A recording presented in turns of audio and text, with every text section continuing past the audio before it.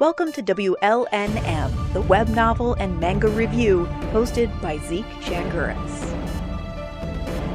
The following has been recorded live on the Convention Center floor at the Walter E. Washington Convention Center at Otakon 2021. We do apologize for the audio quality.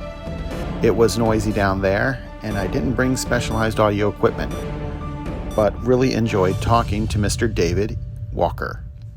I hope you'll be patient and have some time to listen to his story, as he is a man who came into writing later in life. First, your name. My name is David Walker. All right, David.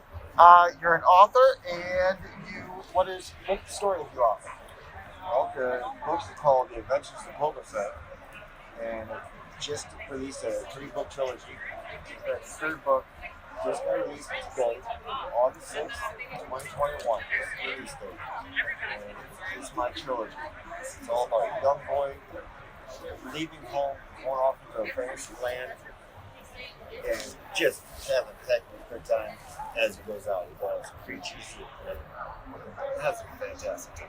So, have you always been a writer? Is this something that you've always been interested in doing, or is this something you came later to? This is something I've always wanted to do. These are stories I told my son while he was growing up. When at bedtime, I'd ask him present, past, and future. He'd make a choice, and then we'd start telling stories. And these are one of the stories that he just fell in love with. And I'm the storyteller. I'm not a reader. I'm a writer. I just love telling stories. When you're creating those stories, do you ever get to those moments where you're like, "Oh nuts! I'm in a corner and I'm not sure where I got to go from here"? Actually, not really, because it's like I'm watching a movie when it's happening. I get up, I walk around, come back, and it just flows right through me. Matter of fact, when I made the first book, I had a person help editing from Baltimore Science Fiction Society. And I wrote the last line of the first book. I was surprised when it came out on screen. I jumped back. And I looked down at it. I was like, no, that can't happen. No, I can't end it like this. So I added another paragraph, 2 more sentences, and changed the ending of it. But I didn't change that part. I said that word. I got a phone call. She about called to the phone. They ripped my head off. I go, no, that's alternate. Actually, this goes back. It just comes out. Well, is it one of those situations where do you know where it's going to go, or are you a discovery writer? Does it evolve as you go? It evolves. I know where I want it to go, but sometimes it doesn't go there. And the end of the books, the trilogy, I introduced a baby dragon, which I didn't even think about that at all. It's not even anything that I wanted to happen. It happened, and I loved it, and I went with it. So, do you like it do things surprise you? Like you're writing, and you're like, wow, that happened. I didn't plan for it, and it was amazing. I actually look at the computer. I jump back sometimes, and then I reread it, and I just leave it because I love it. But it just comes out so fast. I'm a 2-finger typer. I'm not a typist. Okay, you did a hunt and peck method. I'm a hunt and peck, and red lines everywhere. It doesn't matter. I just get it out. But I will hunt and peck, and all of a sudden, after 20 minutes of me typing, I look down at what just came out, and I reread it, and I get surprised with what's going on, and I just let it go and just keep going with it. And I found this, that have you ever gone back and reread something that you wrote, reread one of your stories and been like, wow, I didn't realize that happened? No. And especially when I'm doing edits, which is killing, but I started busting up laughing, and my wife was like, "What's wrong?" I go, "I forgot this part." Each one of my characters have a nickname for each other, and I got one of my main characters. He's a reptilian. Okay. Right? And I let a little secret out. He actually got injured since reptilian, his tail got Okay. removed. It was okay, but it looked real bad. But Ty looked over at him, goes, what's wrong with the tail? He goes, I'm okay. He goes, looks like you sat on an ice cream cone. And he goes, come here, ice cream. So that's his nickname for the rest of the book, is ice cream. So that's the type of camaraderie that they have. You said you started these as stories for your son. How does it kind of make you feel? To take what you started as like a bedtime story and then push that further into first a few written words and then now 3 solid stories. I would love, the way I wrote it and formatted it, I would love for a dad or mom to sit down and read a chapter a night. It take about 20-25 minutes to do a chapter. I formatted it just for that. And they could enjoy it with a child like I did. And then I got coloring books going right along with it.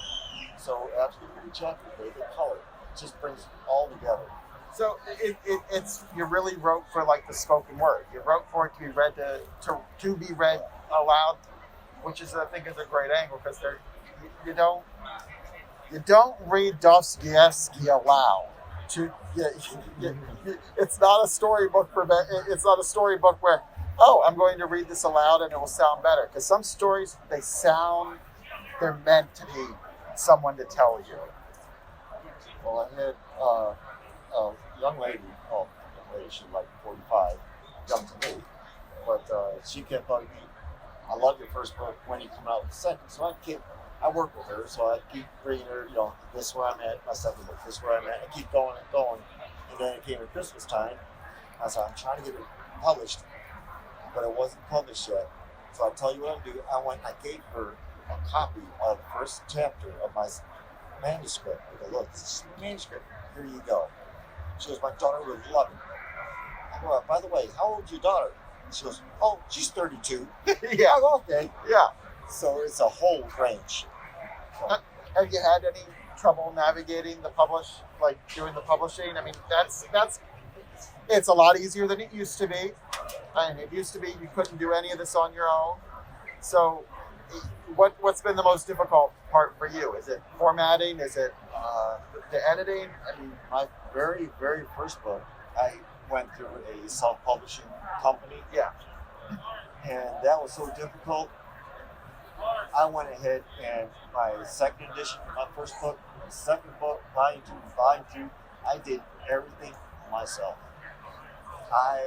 There's a lot of learning process into it, but since I put in all the effort, and I formatted it. I mean, book covers.